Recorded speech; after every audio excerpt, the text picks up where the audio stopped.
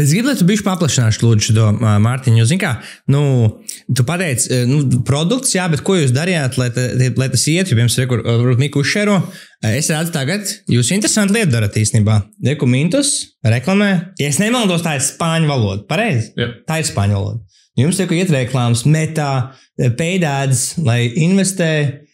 Labi, uzliksim angliski, jo es neko spāniski nesaprotu, zinu, kā man arī grūs. Restīvi, generate passive income with the leading P2P investment platform in Europe. Ok, begin. Ot šitādi te, šitas strādā, nestrādā, ko jūs domājam šito?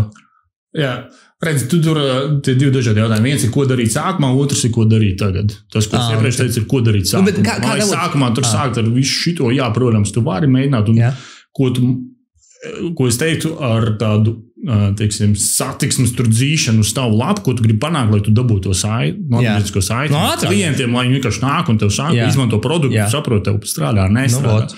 Bet, ja tev produkts tur īsti nav dzies, tad tev grūti būs tādā veidā baigi uzbūvēt uz priekšu to, teiksim, apjomu. Tev tomēr beigās vajag labu produktu. Kā tu zini, ka tev ir labs produkts? Tad, kad cilvēks sāk ieteikt viens otram, tā ir mūsu pieredze. Tad, kad sāk ieteikt viens otram, kā tu vari to izmērīt?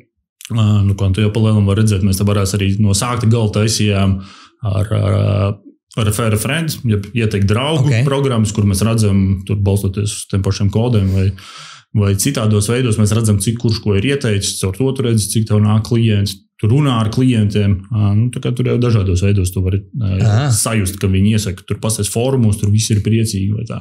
Tas, ko mēs šodien daram, ir jau tad, kad mēs to kritisko sākumu masu esam tur sasnieguši. Ko tagad tur rāda tie paši user-generated content, visi video, tas ir mūsdienas, un ar to mēs noteikti dabūjam tagad tos klientus, kas varbūt nebija tā pirmā grupa. Tad paņemam ideju. Mums ir jau product market fit, mums klientiem patīk tas, ko mēs darām.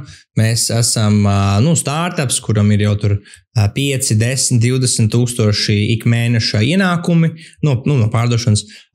Ko tad darīt? Ko tu ieteikt? Jo es zinu, ka jūs darat visu kaut ko. Jūs darat... Es pieļauju YouTube sponsorshipus kaut kādus, kur influenceriem maksājat, es pieļauju paid ads, kas vēl var, un kas ir tas, ko jūs esat atklājuši, kas jums tieši forši strādā, ar ko tu varētu padalīties, lai citiem varbūt interesanti, un nemar?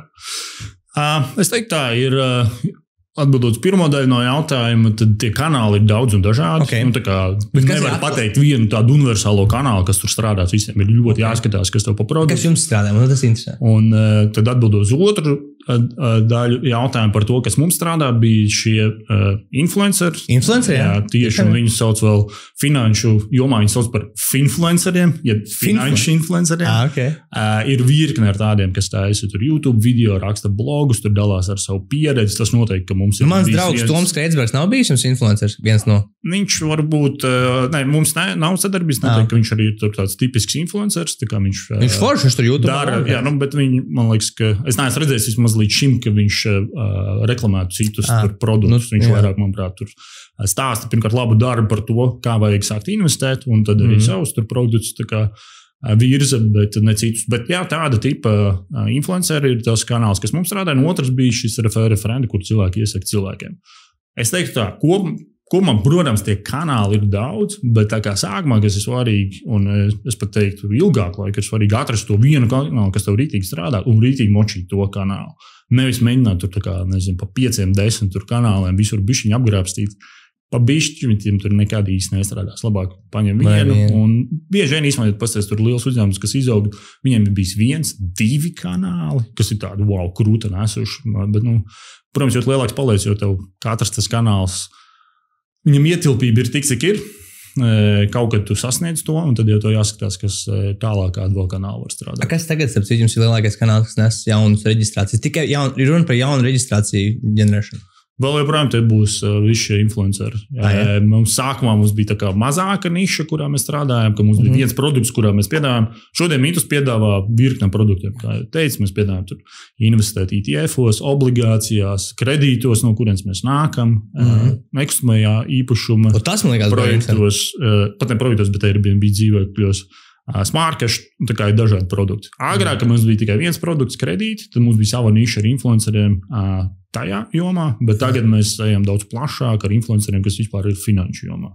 Iedomā, piemēram, man ir uzņēmums, mazs uzņēmums, liels uzņēmums, vienalga. Es gribu pamēģināt to influencer marketingu. Jo man Latvijā liekas, viņš vispār nestrādā. Tas, ka Latvijā liekas, jebkuram influencerim tur, nezinu, 5,000 līdz 30,000 skatījumu būs, reģistrēsies, nopirks, labi, tur līdz 20, varbūt vienreiz, un pēc tam vairs nestrādās. Zinu, tāda man sajūta. Iedomā piemērs, varbūt, cik tas ir maksā, kādu var atdevi sagaidīt, un tādu realistisku piemēru. Atkal būs tas, ka tas ir tik ļoti atkarīgs no produkta. Tur nevar tā generalizēt. Bet par sevi jums average kaut kāds return on investment, ja jūs, piemēram, cik maksā influenceris tur Vācijā, cilvēks, kas runā par jūsu tēmu, cik viņš prasa? Ir palielam tādi lielākoties, mums ir 2 sadarbības modeļi. Viens ir, ka mēs maksājam fiksētu maksu par kādu, teiksim, video vai par, nezinu, rakstu, piemēram, tur būs daži tūkstoši eiro, tur varbūt citreiz 5, kādam lielākam varbūt arī 10. Tas, ko arī redz, piemēram, tādos, nezinu, influenceri Instagram arī, tā kā mazākās valstīs viņi prasīs tur 1,000 eiro, lielākās vai tur. Ja tu kādreiz gribi paprasīt Kimai Kardashianai, viņai droši vien pirmkārt vai tev ņems, otrs viņai tur nomaksās tā kā droši vien ļoti daudz. Un otrs ir, ko mēs arī, kas strādāja, ir, ka mēs maksājam par to, cik ir caur viņa kanāla atnākuši investori, cik viņi ir sainvestējuši. Tā kā balstoties uz performance, cik ir sainvestējuši, tad balstoties to mēs iedodam kādu procentu investoram, influenceram. Cik ir bijuši tie procenti lieli? Mēs esam baigi arī mainījuši. Tas ir pa lielam tur runā līdz 1% maksimums. Tas ir drīzāk 0, kaut kāda. Bet arī tās summas ir.